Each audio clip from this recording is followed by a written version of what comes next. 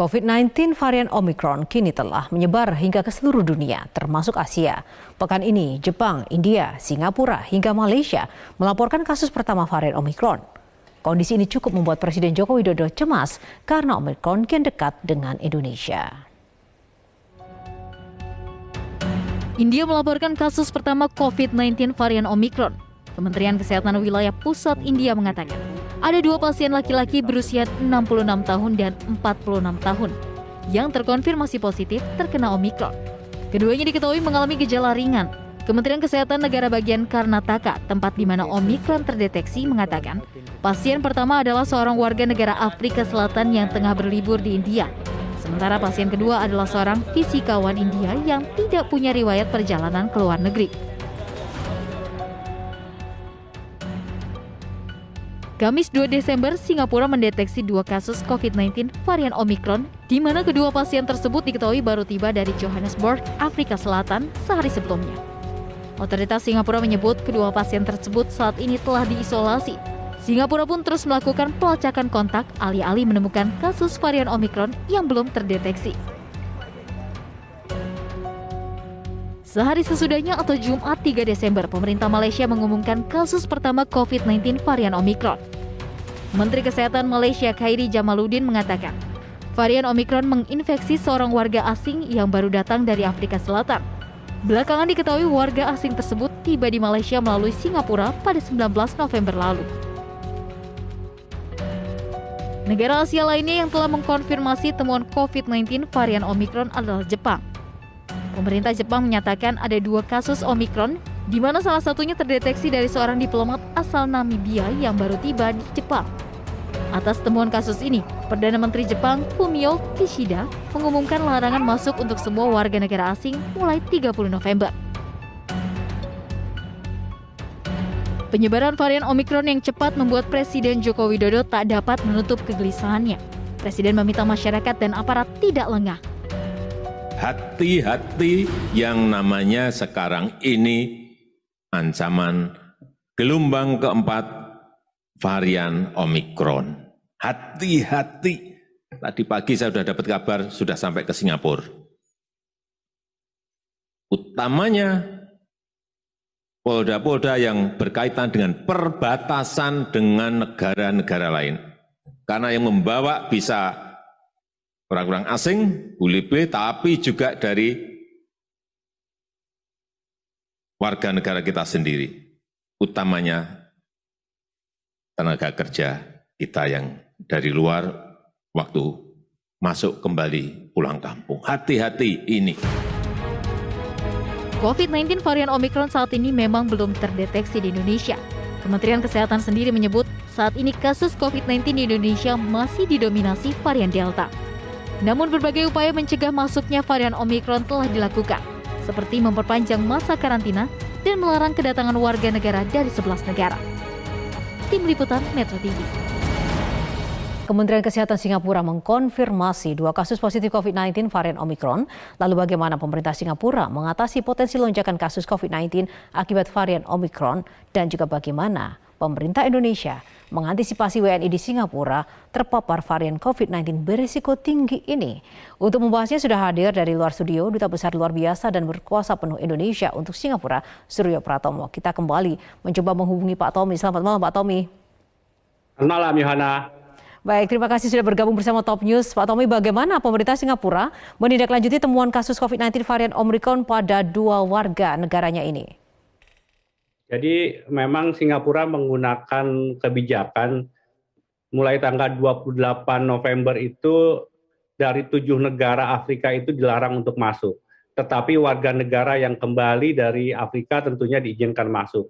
Tetapi mereka diharuskan menjalani karantina 7 hari. Hanya mereka yang datang dari negara-negara yang menerapkan vaccinated travel lane yang diperbolehkan hanya untuk tes PCR dan tanpa harus menjalani karantina. Jadi 2 orang yang datang dari Mosambik dan transit di Johannesburg itu sedang berada di tempat karantina, dan hasil tes keesokan harinya menunjukkan ada satu gen yang tidak bisa terbaca yang kemungkinan adalah ini varian Omikron. Karena itu akan dilakukan penelitian lebih dalam apakah benar dua orang ini terpapar Omikron. Tetapi sejauh ini kedua orang itu tidak pernah keluar dari tempat karantina dan gejalanya hanya ringan kecuali tenggorokannya sedikit gatal. Oke, lalu Pak Tommy, bagaimana dengan tingkat kasus COVID-19 di Singapura sendiri setelah Kementerian Kesehatan Singapura mengkonfirmasi terdeteksinya varian Omikron ini? Jadi Omikron sudah ditegaskan oleh Kementerian Kesehatan Singapura, tidak ada kasus yang kontak langsung dengan masyarakat. Jadi kasus Omikron antar masyarakat di Singapura belum ditemukan dan sejauh ini Singapura sudah masuk dalam tahap stabilisasi. Jumlah kasusnya terus semakin lama semakin menurun dan jumlah kematiannya juga masih tetap bisa terjaga di angka 0,3% karena 85% masyarakat Singapura sudah divaksinasi. Itu yang membuat pemerintah Singapura sebetulnya mulai memberikan kesempatan pada masyarakat yang sebelumnya hanya boleh bepergian 2 orang, sekarang bisa 5 orang. Dan kebijakan ini tetap dipertahankan sambil kemudian melihat seperti apa dampak atau karakteristik dari varian Omikron ini, apakah sama atau lebih berbahaya daripada varian Delta. Nah, sejauh ini juga pemerintah Indonesia belum menutup pintu untuk WNI ataupun WNA dari Singapura. Apakah Kedubes RI di Singapura sendiri sudah mengeluarkan prosedur khusus terkait dengan keberangkatan ataupun kepulangan WNI dan WNA ke Indonesia, Pak Tommy? Tentunya kalau WNI pulang tidak bisa dilarang. Karena itu adalah hak dan tugas dari negara sesuai dengan konstitusi adalah melindungi kehidupan segenap warga. Nah, yang dilakukan oleh pemerintah Indonesia, semua yang kembali dari luar negeri harus menjalani karantina 10 hari. Ini yang menurut saya sebuah langkah yang baik dilakukan oleh pemerintah untuk berjaga-jaga sehingga orang itu langsung masuk ke tempat isolasi dan terpantau tidak langsung atau tidak ada hubungan atau kontak dengan masyarakat secara umum. Ini bagian dari upaya pencegahan jangan sampai kemudian terjadi kasus Omikron dan kemudian kalaupun masuk itu tidak sampai terjadi penularan di antara warga. Nah, sejauh mana koordinasi yang sudah dilakukan oleh pemerintah Indonesia sendiri dengan pihak Singapura untuk mencegah WNI di Singapura ini terpapar varian Omikron? Selain tadi ada pencegahan-pencegahan yang sudah disampaikan oleh Pak Tommy. Kalau di Singapura sekali lagi masyarakat sejauh ini dilakukan pembatasan 5 orang dan harus menjalankan protokol kesehatan menggunakan masker dan kemudian ada digital tracing yang diterapkan di Singapura. Ini sangat efektif dan sejauh ini sekali lagi belum ada kasus penularan karena varian Omikron di Singapura. Masyarakat Indonesia yang ada di Singapura sendiri sejauh ini mereka sangat disiplin. Memang varian Delta menyebabkan ada beberapa orang mengalami infeksi, tetapi karena sudah divaksinasi, gejalanya ringan dan kemudian dalam beberapa hari kemudian tes PCR-nya negatif sehingga kemudian bisa melakukan kegiatan kembali. Nah, lalu Pak Tommy, ini terkait dengan vaksin ya, selain meminta warganya yang menerima vaksin Sinovac dan Sinopharm untuk melakukan vaksinasi booster, kebijakan apa lagi yang sudah dikeluarkan oleh pemerintah Singapura untuk mengatasi varian beresiko tinggi?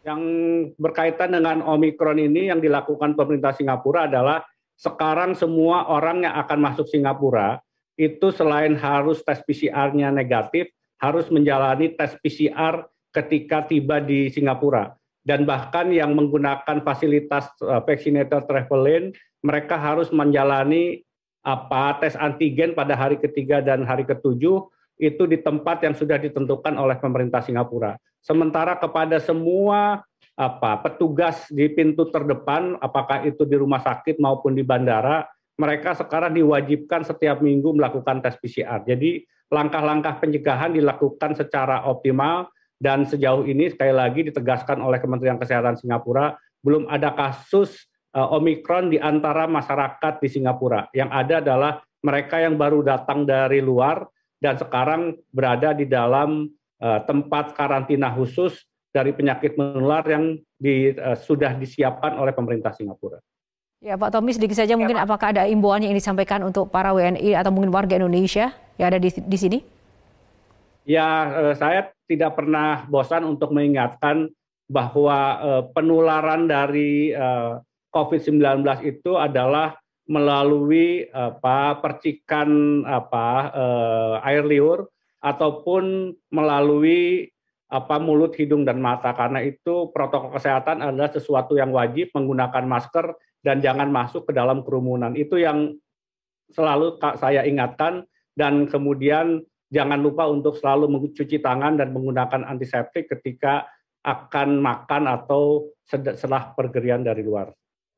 Baik, Duta Besar luar biasa dan berkuasa penuh Indonesia untuk Singapura, Suryo Pratomo. Terima kasih Pak Tommy untuk waktunya bersama Top News malam ini.